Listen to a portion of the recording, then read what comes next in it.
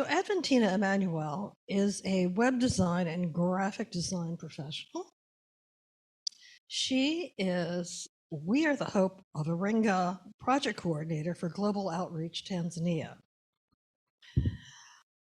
Adventina is a member of the Rotaract Club of Iringa, where she serves as Public Relations Officer and Interact Director.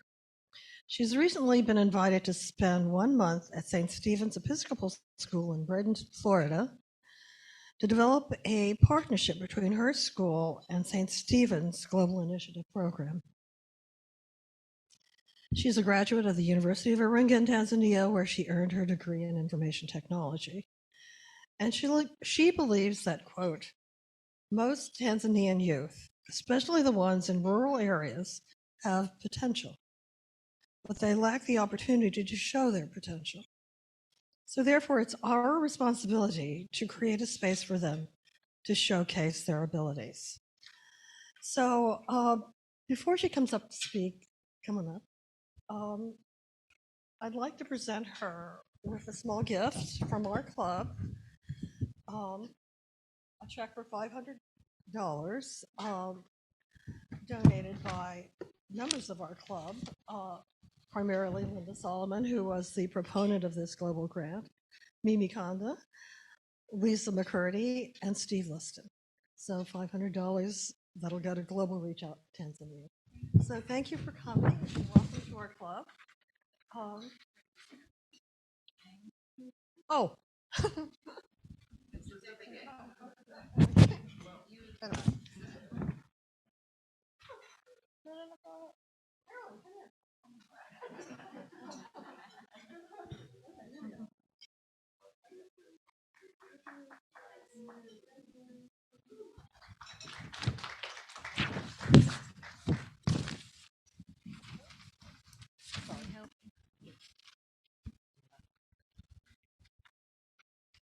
Good afternoon. Thank you so much, Mirth, for a good introduction. I will give you a brief introduction of my organization for all the people who don't know about my organization. I came from an organization called Global Outreach Tanzania. It's a non-profit organization that deals with computer literacy education and leadership program for primary, secondary, and university students in Tanzania. And I would like to say thank you so much for your support. And I know that we are in a Thanksgiving spirit, and I would like to return back my thanks to you for your support that you give us as club to our organization. Your support means a lot to us as organization, because through your support, you support us in our program, which known as Windows to Knowledge, is an offline digital library, which give our students, our Tanzanian students, access to all the learning resources that they need. And why this Windows to Knowledge? In many of our Tanzanian schools, our schools lack learning resources, such as books, and even some of the schools, they don't have electricity to support to have the computers facility. So through Windows to Knowledge, through your support that you gave us, you also give hope to our Tanzania students that they can even access technology, and they can even access learning resources without even the use of internet. Because through this Windows to Knowledge, our students get all their learning resources without the use of internet. And many of our schools are in rural areas. And those schools, even the administration, they don't even have the ability to pay for the bundles, for the internet bundles for students to access the internet. So through this Windows to Knowledge, we gave our youth the hope. We even made them their performance level to be high, because they usually used it.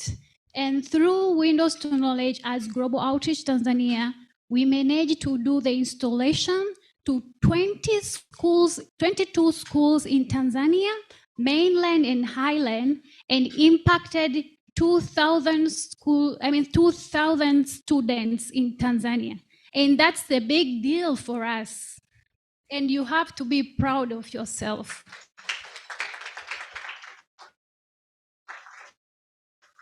So as time goes on, our students use the Windows to Knowledge, and we come up and realize that our students need more because the world is changing. So through the thing that we see that our students need more than learning, they need more than learning the learning materials in order for them to prepare themselves for the exams.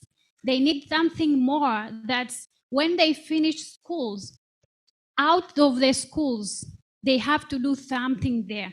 Because in our education system, it's only prepare the students to learn and pass the exams, but they don't prepare them for their future outside the schools.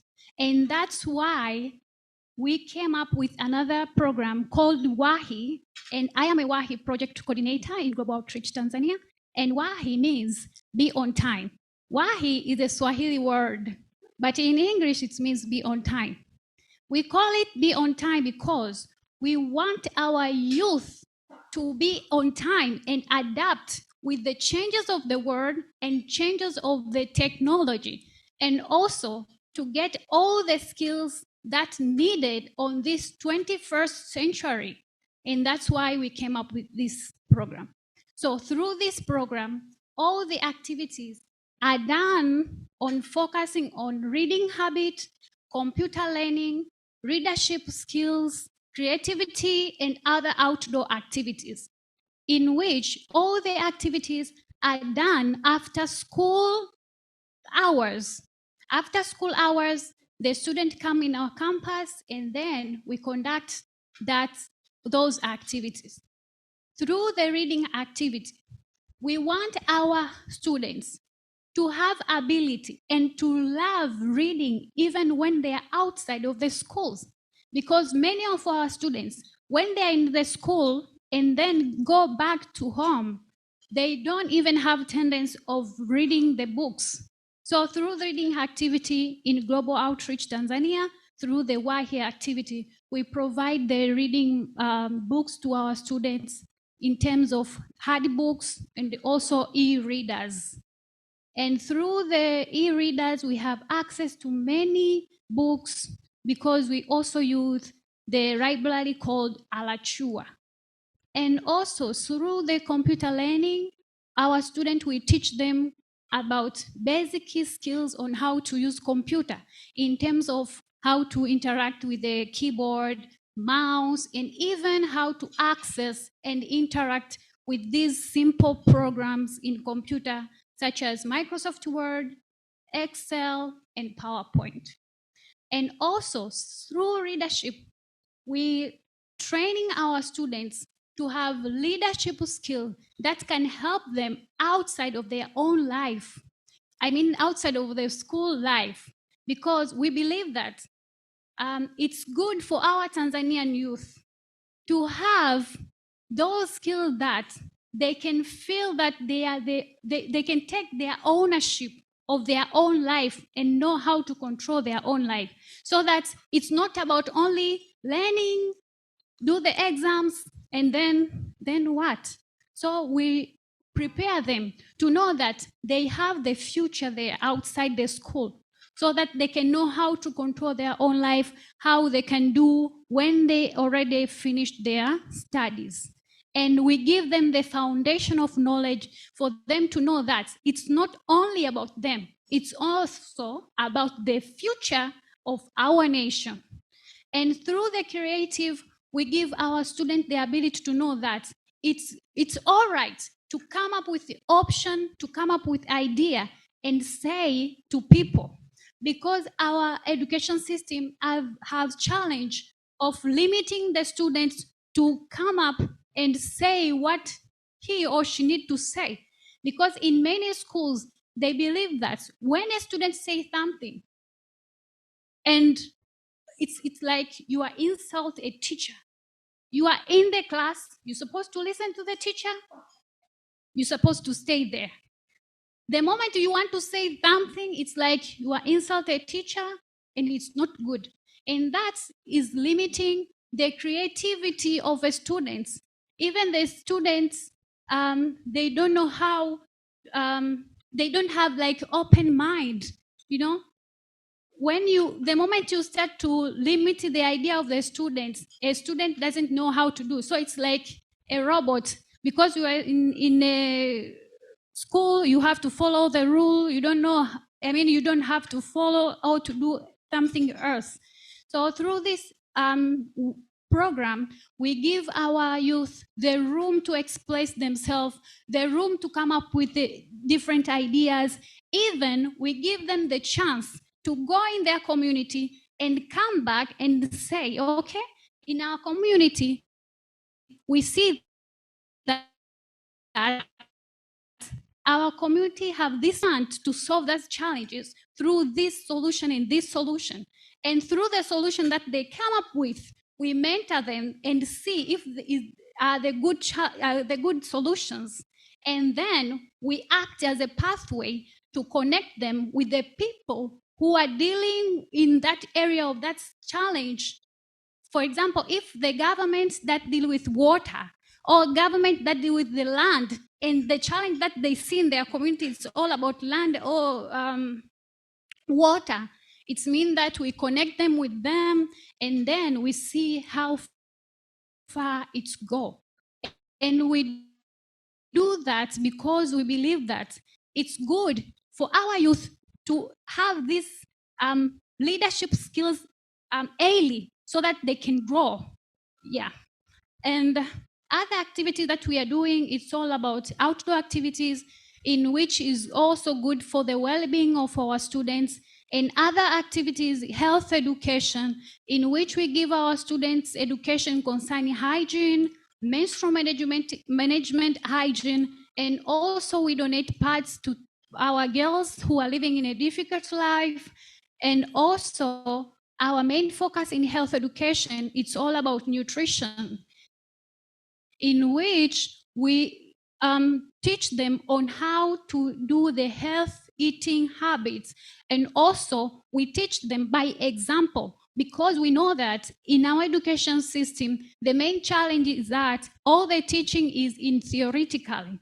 But in our program in Global Outreach, we do our best to make sure that when we teach our students, we also do in practical way, so that they can learn and see, oh, okay, this is how we do. And through the health education system, through the health education activity, we managed to partner with Save the Children Tanzania, in which they will provide us the facilitators, the health facilitators for our students to get the education. And also they are willing for the next year, 2023, to provide us the health snacks for our students during their class session. Thank you so much.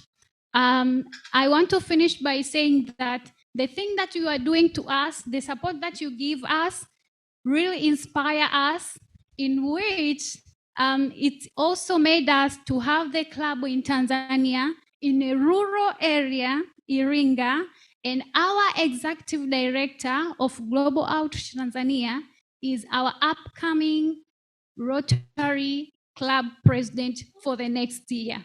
Thank you so much. Thank you so much for your talk. I work in what we would call informal education at the Smithsonian. And what you're talking about really resonates around trying to teach kids those 21st century skills beyond the content aspect, right? So like you're talking about in this country too, there's a lot of emphasis, particularly on math, reading, STEM education. And one of the questions I wanted to ask is, how do you convince essentially teachers and parents that these kind of 21st century skills of creativity and collaboration and risk taking, all the things you talked about, are just as important as the rote learning in school or the content knowledge? How do you advocate for that? Okay, thank you so much for good question. In our country, after we introduced this program, because of many challenges in schools, the teacher themselves, they agree and they say that this is a good thing to do because they have a lot of challenge. It's like we are helping them. It's like we are helping the government, you know? So they even agree to do that. They even say that it's a good thing for us to do because of many challenges that are in education system. I hope I answered your question. Thank you so much for this inspiration. I have a quick question. In some development theories, they are talking about like the integration between the government, the private sector, and civil society organization. Can you please expand on like the current situation or the perspective from the government of Tanzania, and like if you guys have any partnerships with other civil society organizations, private sector organizations, even some international organizations like Melinda Gates or other organizations? Thank you. Okay, thank you so much. Okay. Currently, we have partnership with the government itself. The government see the impact that we made in the program and themselves, because in this program, after we have a large number of students currently, even the government itself, provided the classroom in one of its class for us to conduct the activity. That's the partnership that we have with the government. And also, through our Windows to Knowledge program, the government itself also provided us the fund for us to do this training and install the Windows to Knowledge to other schools in government schools, because they see that's the thing that they lack, they don't have, and they want to have for our students. And for other private sector, this year we partner with the one organization called Afya Plus organization that deal with health. And for next year, we are looking forward to work together with Save the Children International. But this year we already we have partnership with them, but we didn't start work with them until the next year. Tina, thanks so much for your presentation. Question, you spent time in a local community within the United States during the last month in one particular school, St. Stephen's. One of the things we've talked about the whole concept of international service has a relationship to local community service, both abroad and here in the United States. I'm curious as to what do you think the impact to St. Stephen's School and the local community that you spent time in has been in terms of your sharing knowledge and your experiences with that community? Thank you so much. With the St. Stephen Episcopal School as Global Outreach Tanzania, we have collaboration with them in our program called WAHI, as I introduced before. And through my trip here, I had a chance to work with them for like four weeks, and I learned a lot from them. And the impact that I will make to my program in our country is that from what I learned from them is that how I can engage or involve parents and the community in our programs, because parents' involvement parent engagement in any activity that concerning education of the children is a challenge in our country. So through the St. Stephen, I was there to learn how did they successfully manage to engage parents and the community in the program. And also, when I was there, we had different kind of meetings in order to see how we can make this, our collaboration, more sustainable. Yes. Did they learn anything from you? From me? No. I'm sure they did. I did want to take just a moment, and Stan Musil introduced himself, but I do want to say that Stan has dedicated his life, he and his wife, as a Rotarian, and his broader life. He really set this whole program up several decades ago in Tanzania, but he didn't do what happens most often, and that is try to lead it, from afar or as an American. He actually, found young Tanzanians to lead the organization, and he himself goes over several times a year to work with them. Stan, I don't know whether you had any questions or comments, but I did want to make sure that you had the opportunity. First of all, let me start off by thanking you for letting us come today. I thought it was particularly significant that we could be here on Thanksgiving. That's just very appropriate. So I really want to thank your club for the support that you've given this program. And not only that, but I want to give your club thanks for the fact that you do have a commitment to international service.